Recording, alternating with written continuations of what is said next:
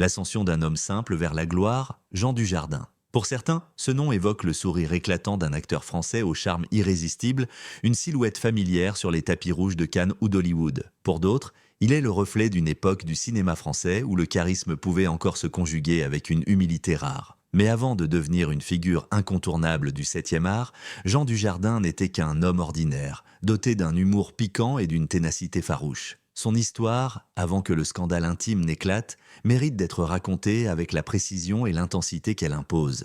Origine modeste, rêves ambitieux.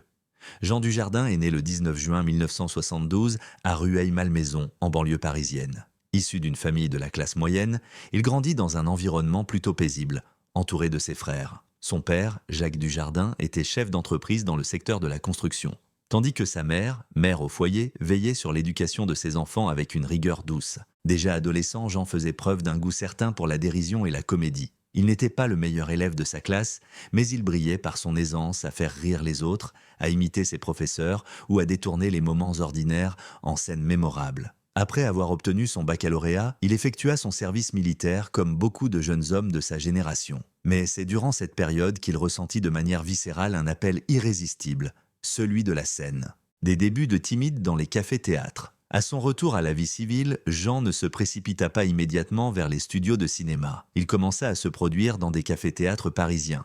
Un univers rude mais formateur. C'est là, dans ces petites salles enfumées, qu'il affina ses talents d'imitateur, de conteur et de comédien. Il fonda le groupe Nous c'est de nous avec plusieurs amis humoristes. Le succès fut modeste mais suffisant pour capter l'attention de certains producteurs.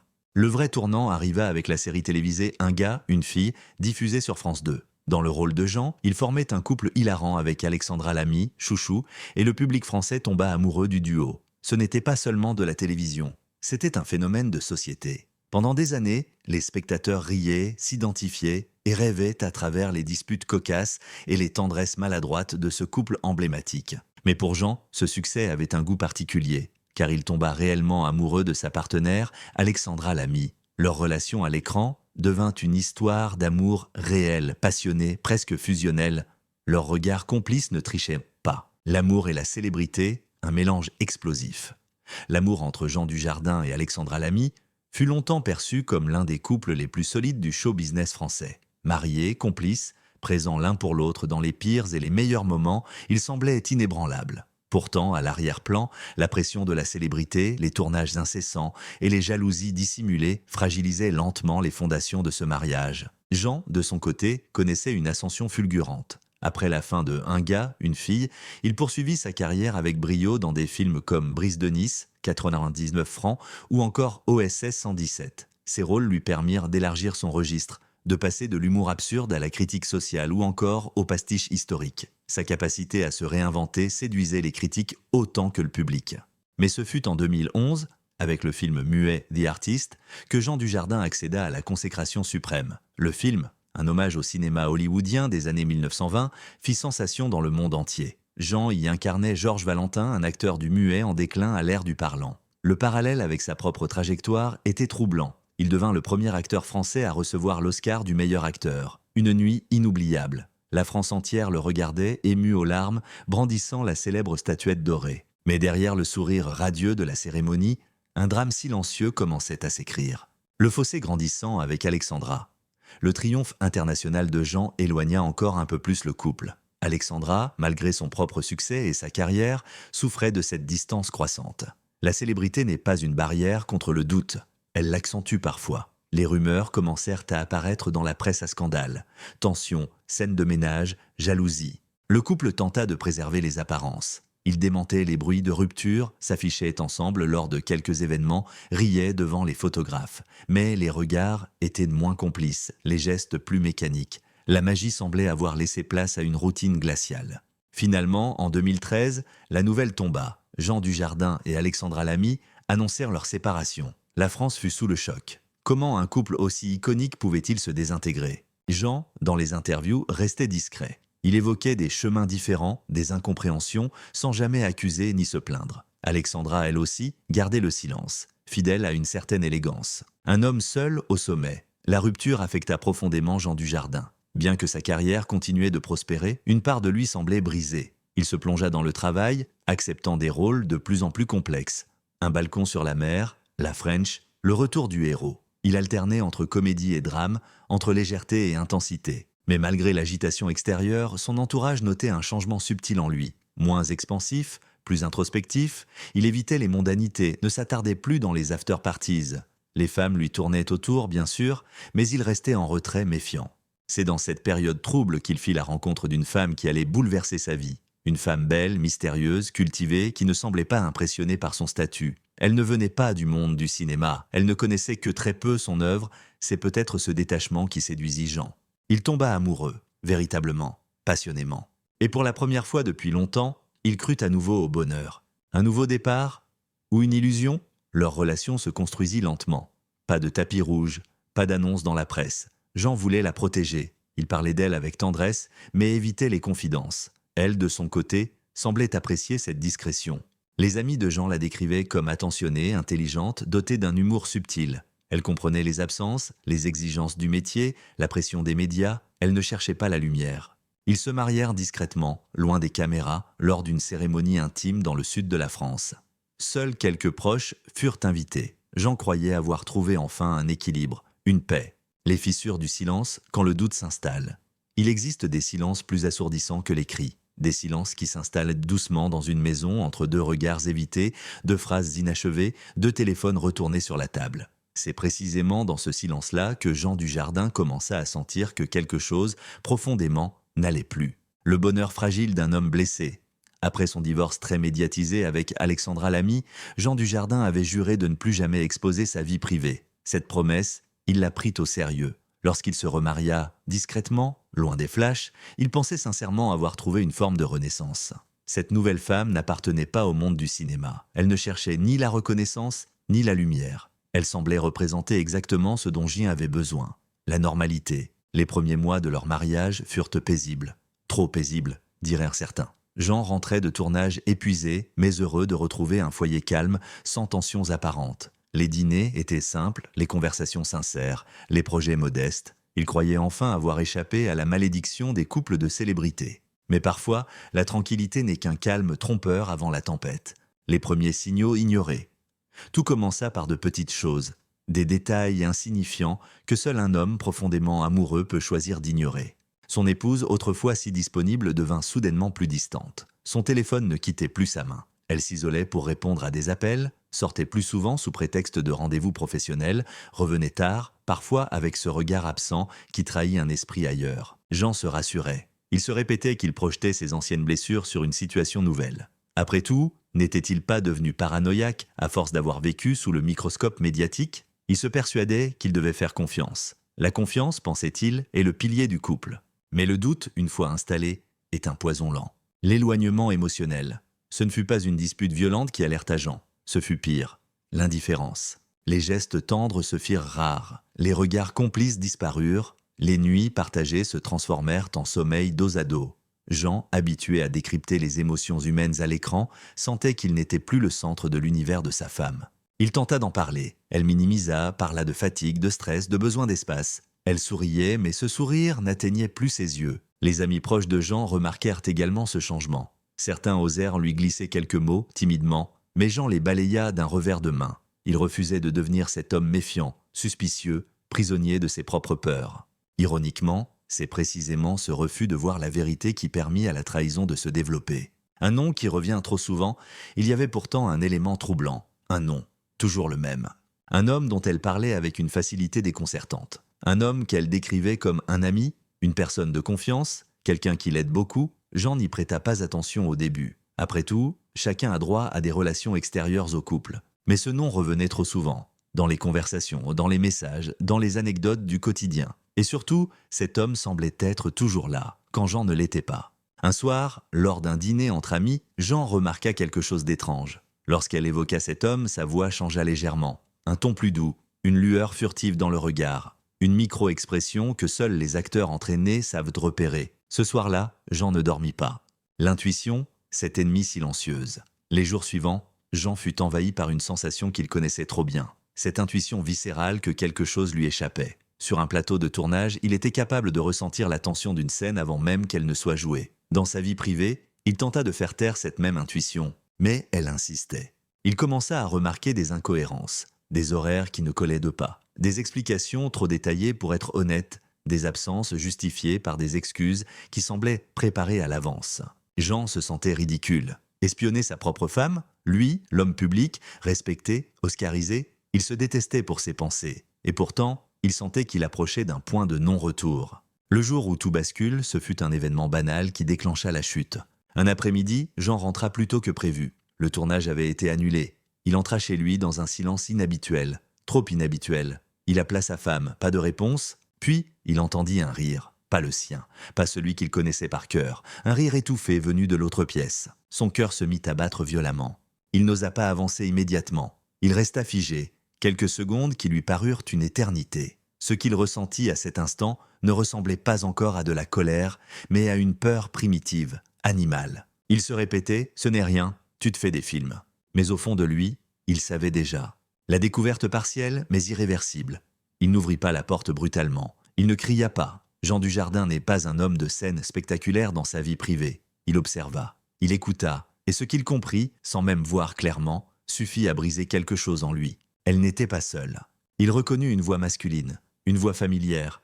Trop familière, à cet instant précis, Jean sentit une douleur aiguë, presque physique, comme si tout ce qu'il avait reconstruit depuis son divorce venait de s'effondrer en silence.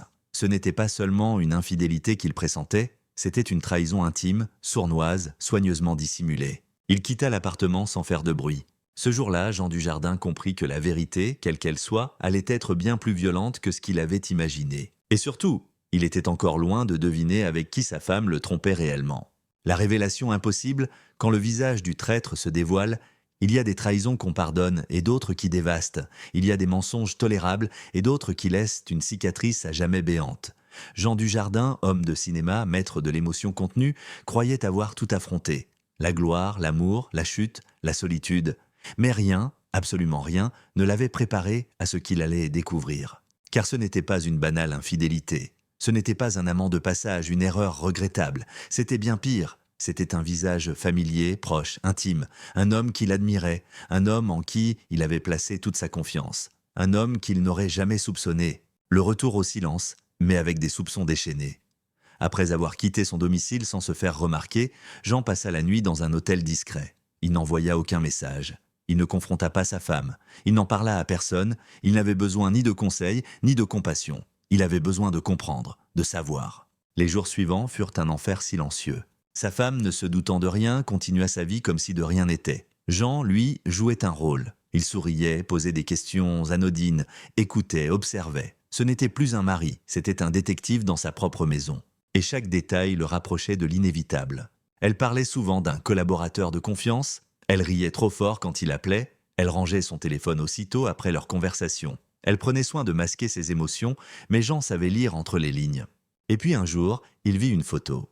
Une simple photo sur un écran laissé allumé par erreur. L'homme était là, en pleine lumière, en train de rire avec elle, un rire trop complice, trop intime. Jean sentit son cœur se briser une deuxième fois. L'homme au cœur de la trahison, un frère d'armes, un ami de toujours, il s'appelait Xavier, mais dans le cercle de Jean, on l'appelait l'ombre fidèle. Réalisateur discret, présent sur de nombreux tournages de Jean depuis plus de 10 ans, confident, conseiller, ami. Ils avaient à partager des repas, des vacances, des secrets de tournage. Xavier connaissait les doutes de Jean, ses angoisses, ses douleurs. Il l'avait soutenu après son divorce avec Alexandra Lamy. Il avait même été l'un des témoins de son mariage secret. Et c'est lui qui s'était immiscé dans sa vie privée. Lui qui avait séduit sa femme. Lui qui avait profité de chaque absence pour s'installer dans ce qui n'était pas à lui. Jean resta sans voix. Il comprenait maintenant pourquoi tant de signes lui avaient échappé. Il avait refusé de voir. Il avait eu foi en des gens qui le poignardèrent dans le dos. La trahison ne venait pas d'un inconnu. Elle venait d'un frère d'âme. Confrontation sans théâtre. Un soir, il décida de tout affronter. Pas dans une explosion de colère, pas en public, pas avec des cris, mais avec une précision froide, tranchante, comme un scalpel sur une plaie purulente. Il invita Xavier à dîner, comme il le faisait déjà jadis. Le ton était neutre, Xavier, visiblement nerveux, accepta tout de même. Ils se retrouvèrent dans un restaurant discret de Montmartre. Les premières minutes furent banales, politesse, souvenirs de tournage, anecdotes de cinéma, mais Jean observait chaque tic, chaque hésitation, chaque regard fuyant. Puis, sans préavis, Jean lâcha « Tu couches avec ma femme, Xavier ?» Silence. Le bruit des fourchettes s'arrêta. Xavier, blême, s'étrangla presque avec son verre de vin. « Quoi ? Tu es fou, Jean !» Mais son regard disait le contraire. Jean savait. Il n'avait pas besoin de preuves. Le mensonge était inscrit dans le tremblement de sa voix. « Depuis combien de temps ? 6 mois ? 1 an ? Depuis notre mariage ?» Xavier resta muet. « Tu étais là quand je l'ai épousée. Tu m'as félicité. Tu m'as regardé dans les yeux. » Jean se leva, sans cri, sans larmes. Il laissa quelques billets sur la table. « Je t'aimais comme un frère, Xavier. Maintenant, tu n'es plus rien. » Et il partit. Ce fut la dernière fois qu'ils se virent. La vérité nue avec elle, le soir même, Jean confronta sa femme. Elle essaya de nier, puis de minimiser, puis de justifier. Les larmes arrivèrent, les supplications, les « ce n'était pas prévu », les « c'est arrivé comme ça », les « je me sentais seul ». Mais Jean ne voulait plus rien entendre. Ce n'était pas la tromperie qui le détruisait. C'était la trahison double, celle d'un amour et celle d'un frère. Un double coup de poignard dans le dos, au cœur, à l'âme. Il quitta la maison définitivement. L'éclatement dans les médias. Quelques semaines plus tard, la presse People s'empara de l'histoire. Un tabloïd publia une photo volée, Jean quittant son domicile, une valise à la main. Les rumeurs explosèrent. Jean Dujardin séparé ? Infidélité dans l'air ? L'acteur oscarisé trahi par un proche ? Les médias creusèrent. Des proches parlèrent. Des fuites eurent lieu. Mais Jean, fidèle à lui-même, garda le silence. Il ne confirma ni ne démentit.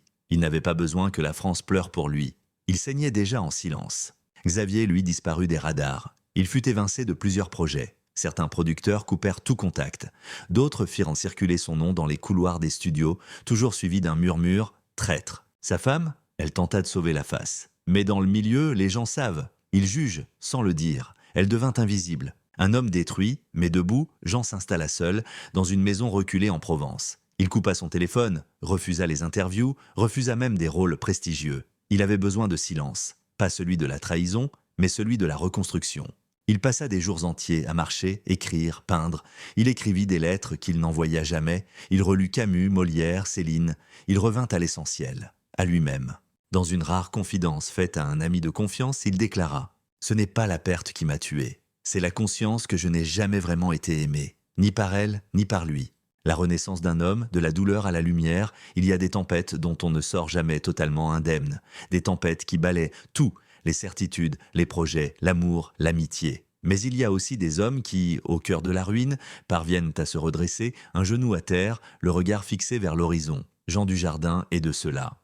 Il avait connu la gloire, puis la trahison. L'amour, puis la dévastation. Il avait été adulé, acclamé, et puis abandonné. Mais l'homme de cinéma qu'il était n'avait pas dit son dernier mot. Et surtout, l'homme simple derrière l'acteur s'apprêtait à écrire le plus beau rôle de sa vie, celui de sa propre rédemption. Un exil choisi, le silence, pour retrouver le souffle. Après la révélation brutale de la trahison, Jean s'était retiré du monde. Loin des plateaux, loin des journalistes, loin de l'agitation parisienne, il s'était installé dans une maison de campagne, isolé, presque invisible sur les cartes. Un mât provençal ancien, entouré d'oliviers centenaires, baigné de lumière dorée. Ici, aucun miroir ne lui rappelait son statut. Aucun journaliste ne frappait à la porte. Seulement le vent, les cigales et le bruissement des feuilles. Il se leva chaque matin sans réveil, prit des petits déjeuners solitaires sur la terrasse, regarda le soleil se lever sans rien attendre. Il commença à tenir un journal intime. Des pages entières d'aveux, de douleurs, de colère parfois, mais surtout de questions. Il ne cherchait pas à accuser, il cherchait à comprendre. Pas les autres, mais lui-même. Pourquoi avait-il tant fermé les yeux ? Pourquoi avait-il confié son cœur à ceux qui n'en étaient pas dignes ? Le cinéma, une passion endormie, jamais éteinte. Un jour, alors qu'il relisait un ancien scénario qu'il avait refusé, il sentit une étincelle, un frisson, un appel. Ce n'était pas un scénario à Oscar, pas une production américaine, juste une petite histoire d'un homme qui refait sa vie après un chagrin d'amour dans un village reculé. Un rôle simple, humain, sans phare. Jean l'accepta. Il demanda une seule chose, pas de promo, pas de tapis rouge, pas de campagne de presse. Il ne voulait pas revenir pour exister. Il voulait revenir parce qu'il existait encore. Le tournage eut lieu dans un petit village d'Auvergne. L'équipe était jeune, passionnée, émerveillée d'avoir un acteur comme Jean. Lui, humble, généreux, accepta même de loger sur place, dans un gîte rustique. Et pendant les semaines de tournage, quelque chose en lui se répara. Il riait à nouveau, il improvisait, il donnait des conseils techniques, il racontait des anecdotes, il redevenait l'acteur qu'il avait toujours voulu être, avant les statues dorées, avant les trahisons. Une rencontre inattendue, lumière au détour d'un sentier. Le véritable tournant n'eut pas lieu sur un plateau, mais dans une librairie. Un après-midi, en se promenant dans une petite ville voisine, Jean entra dans une boutique de livres anciens. Il y croisa une femme. Elle ne le reconnut pas tout de suite, ou du moins, elle fit semblant de ne pas le reconnaître. Elle s'appelait Claire, libraire, poétesse à ses heures perdues. Elle avait les yeux doux, la voix grave, le rire discret. Elle parlait de Rilke comme d'un vieil ami et citait Verlaine comme on récite une recette de cuisine. Ils discutèrent longuement, de livres, de solitude, de vie. Pas une fois, elle ne lui parla de cinéma. Elle ne mentionna The Artist. Elle ne parla ni d'Oscar, ni de tapis rouge. Et c'est précisément ce silence-là qui toucha Jean. Ils se revirent. Un café, puis deux. Une balade, puis un dîner. Jean n'était pas pressé. Claire non plus. Il parlait de peu du passé, il parlait de présent. Et un jour, elle lui dit cette phrase. « Tu n'as pas été trahi parce que tu étais faible. Tu as été trahi parce que tu avais donné ta confiance. Et c'est beau de faire confiance. » Jean pleura ce jour-là, de soulagement. Le retour public. Un homme transformé. Quand le film qu'il avait tourné sortit en salle, les critiques furent unanimes. Un Dujardin bouleversant, brut, à fleur de peau. Il ne joue pas, il est. On louait sa justesse, sa fragilité assumée, son regard plein de silence. Il reçut plusieurs propositions à la suite. Des réalisateurs osaient lui envoyer des projets plus personnels, plus profonds. Jean ne cherchait plus la reconnaissance, il cherchait la vérité dans les rôles. Des personnages humains, imparfaits, mais sincères. Il accepta certains rôles, en refusa d'autres. Il écrivit aussi un projet de film inspiré de ses propres épreuves, un scénario intitulé « Le cœur en cendres », un titre qui résumait tout. Et lorsqu'on lui demanda, lors d'un festival modeste à Lyon, « Avez-vous pardonné ?» Il répondit simplement « J'ai pardonné, mais je n'ai pas oublié. Ce que je n'oublie pas, je le transforme. En film, en lumière, en force. » La paix retrouvée. Jean ne s'est jamais remarié, du moins pas encore. Il vit désormais entre Paris et sa maison du Sud. Il continue de tourner, mais moins. Il écrit, lit, jardine. Il s'autorise à ne rien faire parfois, il n'a plus besoin de prouver. Claire est toujours là, complice silencieuse. Amis, peut-être plus. Ils avancent à leur rythme, sans bruit, sans éclat. Il n'évoque que rarement le nom de celle qui l'a trahi, ou celui de Xavier, pas par amertume, mais parce qu'il sait que le pardon est un choix de liberté. Et quand on lui demande aujourd'hui ce qu'il retient de cette période sombre, il répond « Ce n'est pas le mal qu'on m'a fait que je retiens, c'est la lumière que j'ai trouvée en tombant. » Épilogue, l'élégance du survivant. Jean Dujardin n'est plus seulement l'acteur qui a conquis Hollywood. Il est devenu le visage discret de la résilience, le symbole d'un homme debout malgré les chutes. Il a appris que la vraie gloire ne réside pas dans les projecteurs, mais dans la façon dont on se relève après avoir été trahi. Il a appris que la célébrité ne protège pas du chagrin, mais que le chagrin, lui, peut nourrir une vérité artistique plus forte que tout. Et dans chaque regard qu'il croise aujourd'hui, dans chaque spectateur qu'il touche, j'en sais qu'il n'est plus seul, parce que des milliers d'âmes ont aussi souffert. Et qu'en les regardant dans les yeux, sans masque, il leur dit « Moi aussi j'ai été détruit, mais je suis vivant et libre.